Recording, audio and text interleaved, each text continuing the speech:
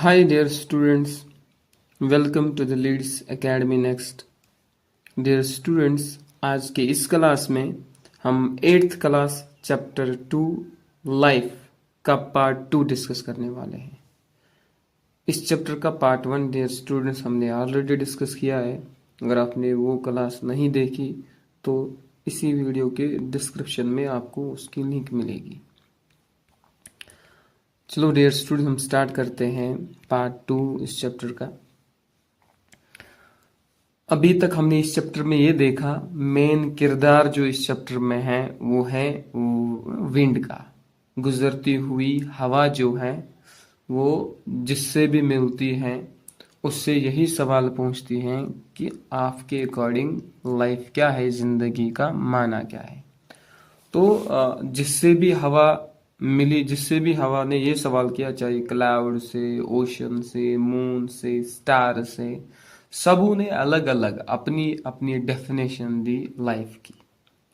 जिसने जैसा लाइफ को समझा था उसने वैसे एक्सप्लेन किया, वैसे डेफिनेशन दी लाइफ की। यहां तक आए हैं हम चैप्टर को पढ़ते पढ़ते। अब हवा, गुजरती हुई हवा जो है वो अर्थ से यही सवाल पूछती हैं, tell me what's life for you. मुझे ये बोलो आपके अकॉर्डिंग लाइफ क्या होती है। चलो स्टार्ट करते हैं डियर स्टूडेंट्स। द अर्थ, जब अर्थ से, जमीन से ये सवाल किया गया, विंड ने जब अर्थ को ये सवाल पूछा तो अर्थ ने क्या जवाब दिया वहां से, why are you getting into these matters. आप क्यों इस मामले में पढ़ते हो, आप क्यों इन मामलों में पढ़ते हो। They will make you mad, आप पागल हो जाओगे। क्यों, यहाँ पर क्यों ये कह रहा पागल हो जाओगे, क्योंकि जिंदगी को आज तक आई थिंक किसी ने सही से नहीं समझा। तो कहीं ना कहीं अर्थ भी इसको ये कंफ्यूजिंग है, आप पागल हो जाओगे समझ समझ के, क्या फिर भी समझ नहीं पाओगे। तो बट सिंस यू आस्क्ड, लेकिन अर्थ, जमीन जो है वो हवा से यही पूछती है, अगर अब आपने पूछ ही लिया तो सुनो, लिसन। फॉर मी, मेरे लिए लाइफ जो है, लाइफ इज लव, मेरे लिए जिंदगी मोहब्बत है। The flow of affection, flow means बहाव, अफेक्शन मीन्स मोहब्बत। मेरे लिए जिंदगी जो है ये बहाव, फ्लो ऑफ अफेक्शन है, मोहब्बत का बहाव।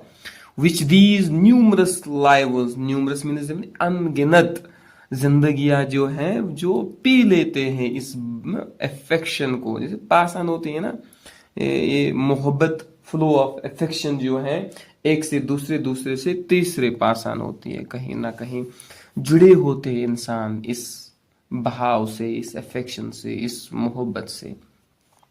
तो these separate springing from me, और ये जो दीज सेपरेट्स मीन्स यहाँ पर न्यू प्लांट्स जो हैं जो उगते हैं। हाँ, ये जो न्यू प्लांट्स, नए प्लांट जो उगते हैं फ्रॉम मी, क्योंकि यहाँ पर अर्थ बात कर रहे हैं, अर्थ से ही उगते हैं ना नए नए plants dear students.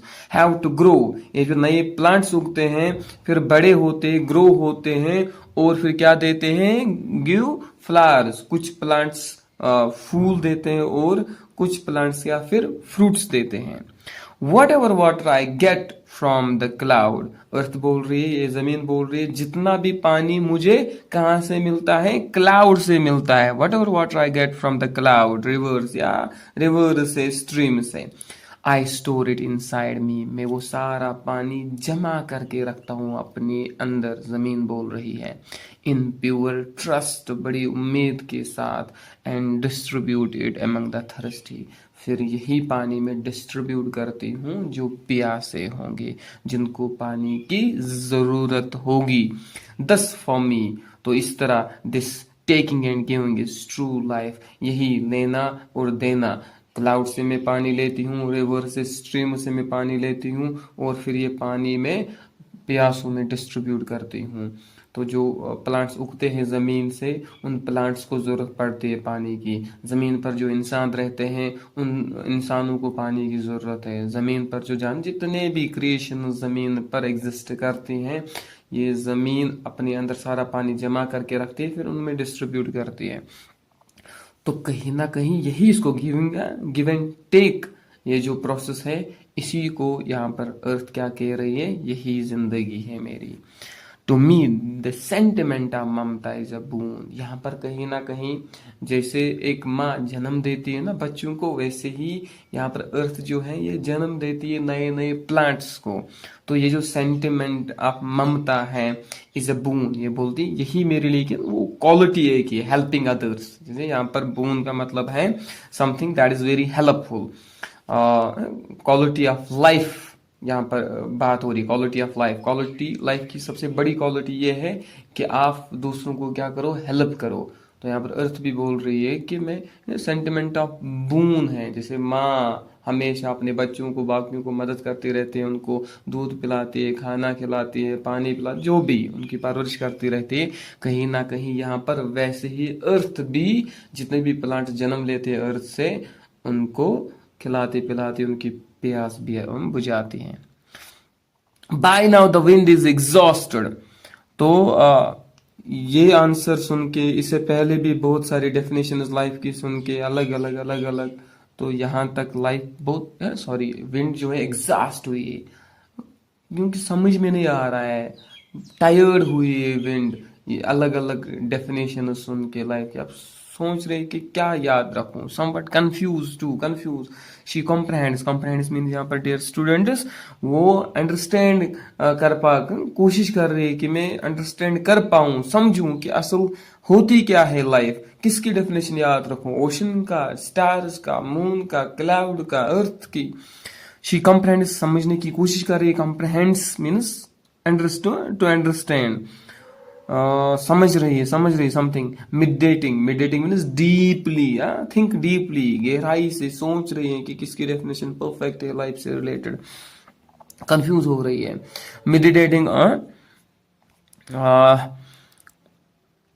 meditating on what she understood and trying to forget what she did not। अब याद कर रही है कि अच्छी सी कौन सी डेफिनेशन है वो याद रखूं, और जो ठीक डेफिनेशन नहीं है उसको भूल जाऊं। trying to forget what she did not when her eyes fall। यही याद रखनी है ना, जो मैं मेडिटेट कर रही है कि क्या मैंने समझा, क्या मैंने सुना बाकियों से।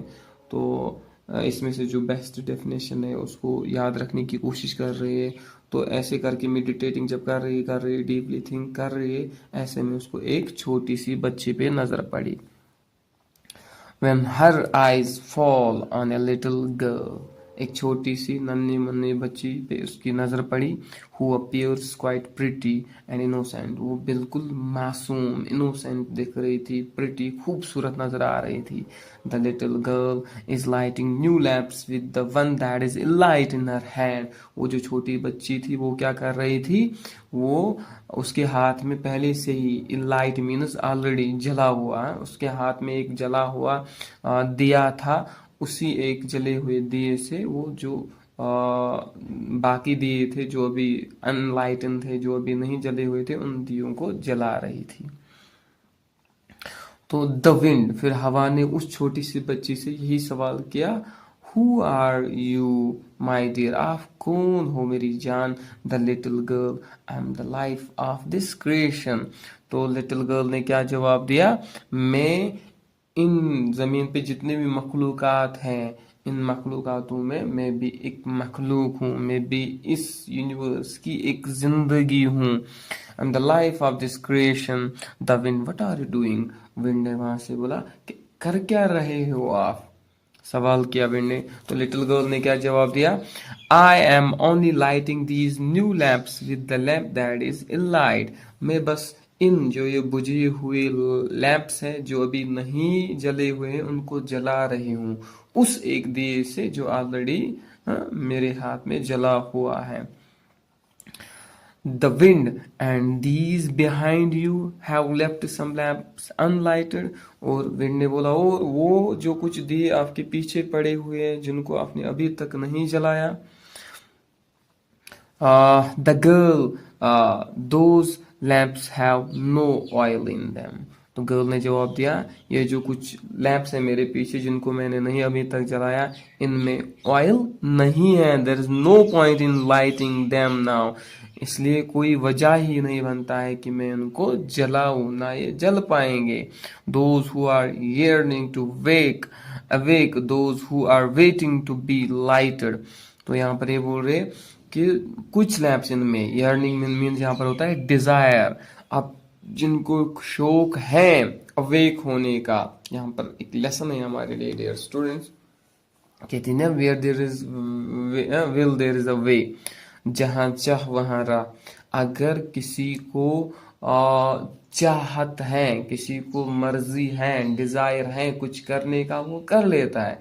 किसी को अगर किसी चीज का शौक ही नहीं है तो वो चीज वो नहीं पा सकता। तो कोई चीज हासिल करने के लिए इंसान को क्या होनी चाहिए, उस चीज का डिजायर होना चाहिए, ड्रीम होना चाहिए, शौक होना चाहिए। शौक ही नहीं तो कैसे इंसान उस चीज को हासिल कर सकता है। यहाँ पर कहीं ना कहीं ये बोल रहे कुछ लैंप्स हैं जो मैंने नहीं जलाए, उनमें ऑयल नहीं है, इसका मतलब उनमें जलने का शौक ही नहीं है, डिजायर ही नहीं है। तो मैं अगर उनको जलाने की कोशिश भी करूंगी वो नहीं जल पाएंगे। those who are hearing to awake, those who are waiting to be light, I am lighting only। मैं खाली उन दियों को जला रही हूँ जिनमें ऑयल है, दैट मीन्स जिनमें जिनको डिजायर है। I love this play of life. तो मुझे बहुत ही प्यारी लगती है इस प्ले ऑफ लाइफ को। कहीं ना कहीं यहाँ पर ये जो अनलाइटेड लैंप्स है, इसका मतलब मुर्दा आप कहोगे उनको। अब जैसे उनको जला रही है ना, जैसे मुर्दे में हम जान, जैसे मुर्दों में क्या फूंकती है जान, जैसे वो जिंदा होते हैं जल के, इसी को ये बोलते हैं I love play of life. इनको जैसे जिंदगी प्रोवाइड करना जला के, मुझे बहुत ही अच्छा लगता है। Hearing this the wind smiles, ये आंसर सुन के विंड जो है वो स्माइल करती है। As this play gently impressed her, क्योंकि इस गर्ल ने अपने बातों से, अपनी डेफिनेशन से, लाइफ की इस डेफिनेशन से बहुत मुतासिर किया है। She is so much dilated, wind बहुत ज्यादा खुश होती है। एंड शी फॉरगेट्स, वो अपने आप को भूल जाती है wind. And joins with a little, वो लिटिल गर्ल के साथ ज्वाइन होती है, इसको मदद करती है लैंप जलाने के लिए। तो डियर स्टूडेंट्स, इस चैप्टर का पार्ट 2 यहाँ पर ख़त्म होता है। उम्मीद करता हूँ कि आपको अच्छे से ये चैप्टर समझ में आया होगा। Do subscribe the channel for more videos.